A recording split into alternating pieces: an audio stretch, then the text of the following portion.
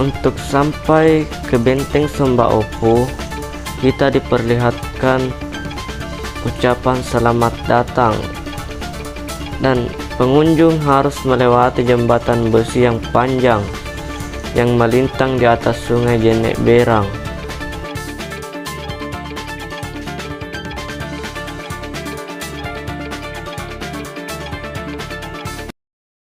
Kenalkan, nama saya Jusman dari Prodi Pendidikan Sosiologi semester 1, kelas A, NIM 2106035000015, dan saya akan menjelaskan sejarah Benteng Sumba Opu.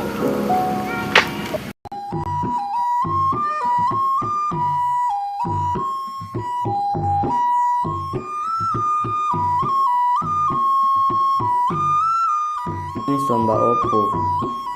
Benteng Sumba Opu adalah benteng peninggalan Kesultanan Goa yang dibangun oleh Raja Goa ke-9 Daeng Matandri Karaeng Tumparisi Kalongna pada abad ke-16.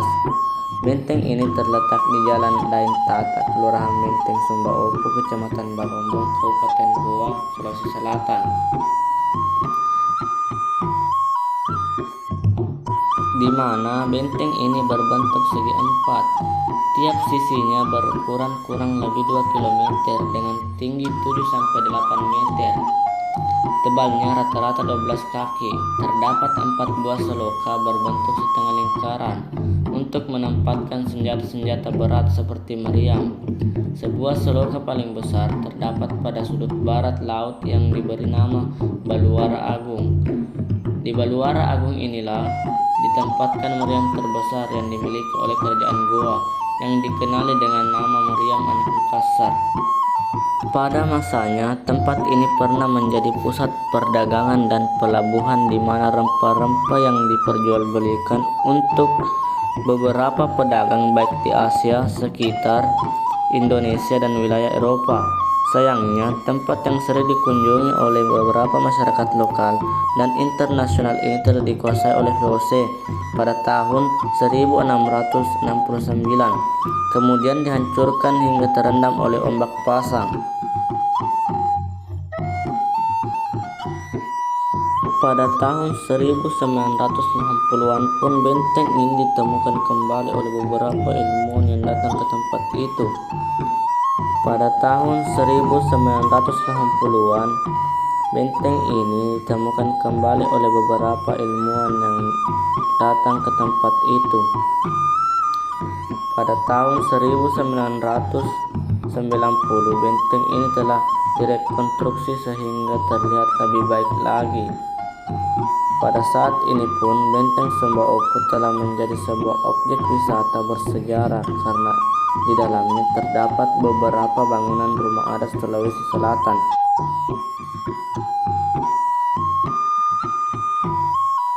Tidak hanya itu saja, tempat ini juga memiliki sebuah meriam dengan panjang 9 meter dan berat sekitar 9.500 kg, serta ada sebuah museum yang berisi benda-benda bersejarah peninggalan Kesultanan Goa.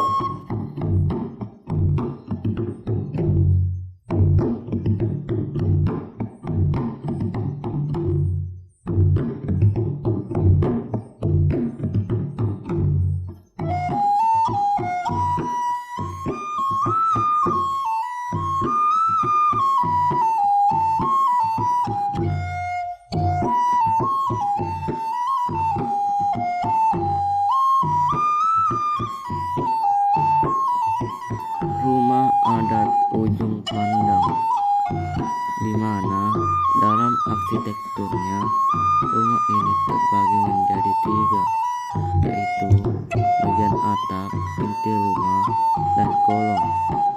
Uniknya, rata-rata atap rumah ini terbuat dari ijuk atau jerami, sedangkan bagian lainnya terbuat dari perpaduan beberapa jenis kayu.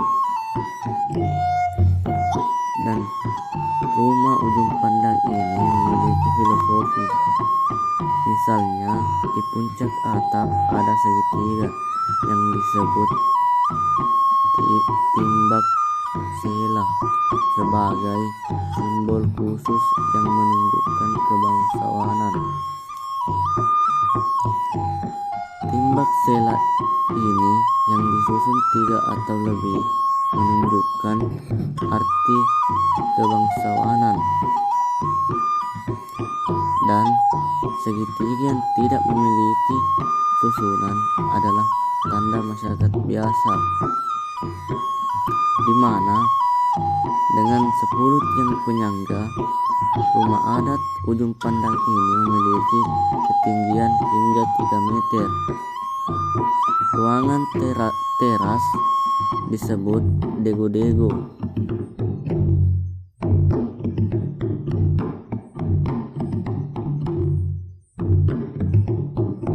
Rumah adat Tanah Toraja. Tongkonan. Rumah adat Tanah Toraja di Sulawesi Selatan ini umumnya paling banyak dikenal orang. Selain tempat tinggal, tongkonan sangat penting karena dijadikan sebagai tempat upacara. Tongkonan terdiri di atas tumpukan kayu dengan ukiran warna merah, hitam, dan kuning. Atapnya berbentuk seperti perahu telungkup. Rumah adat berbentuk panggung ini terdiri dari 3 ruangan, yaitu ruang tamu, ruang makan, dan ruang belakang. Sementara kolong rumah dijadikan kandang kerbau sebagai simbol kekayaan Tanah Toraja.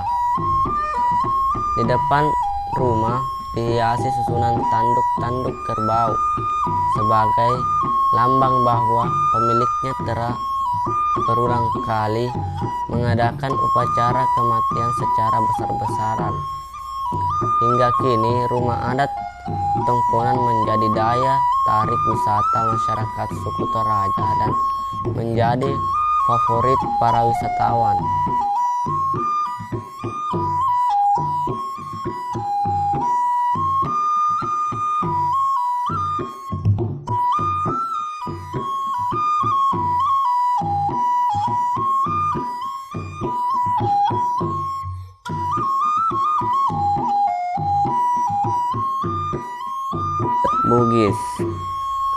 Bugis dan Makassar seringkali digabungkan karena kesamaan budaya keduanya.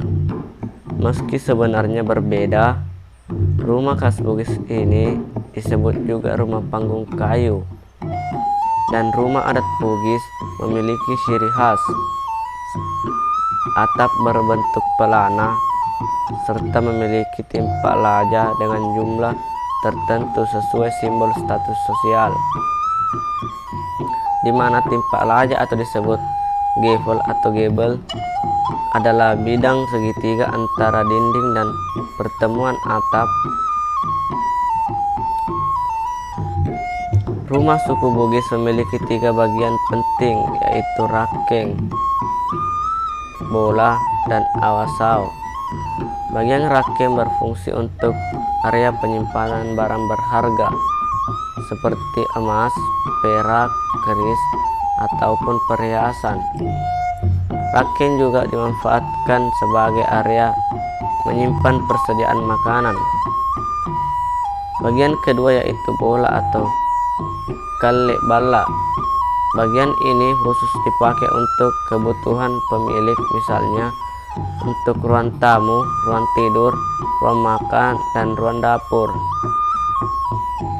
Ruang terakhir adalah awasau atau pasirinan. Biasanya pemilik rumah menyimpan hewan ternak atau alat pertanian dan alat bekerja lainnya. Museum Karai Patingaluang. Museum yang terletak di kawasan Lenteng Sombauku ini didirikan pada tahun 1992 untuk melengkapi Taman Miniatur Sulawesi Selatan dan diberi nama Museum Karai Patingaluang. Diambil dari nama salah satu tokoh cendekiawan Kerajaan Goa. Karaeng Patingaloang lahir pada tahun 1600. Bernama lengkap Imang Ngadecina Dae Sitaba Sultan Mahmud, putra Raja Tallo Imalingkaang Daeng Nyori Karaeng Matoaya. Ia pernah menjabat sebagai pelaksana Raja Tallo. Karena Imapaijo Daeng Manyuru yang diangkat sebagai Raja Tallo baru berusia 1 tahun.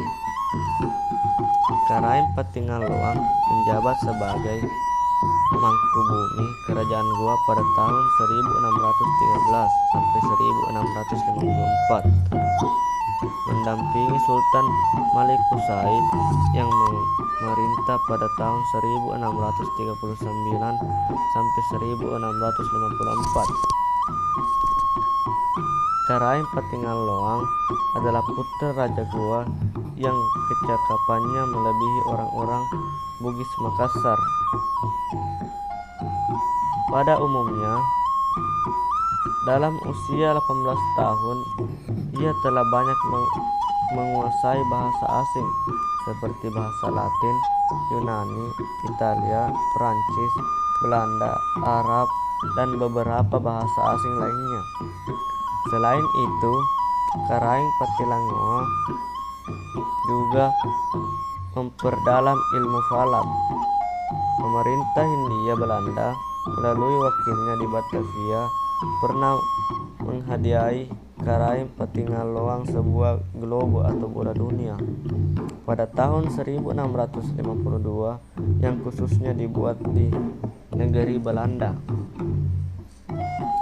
Karaeng Patingaloang adalah tokoh cendekiawan dan negarawan Kerajaan Goa di masa lalu. Beliau wafat pada tanggal 17 September 1654. Baik, apabila ada kata yang salah mohon dimaafkan, dan ketika ada kata yang benar mohon disyukuri. Wassalamualaikum warahmatullahi wabarakatuh.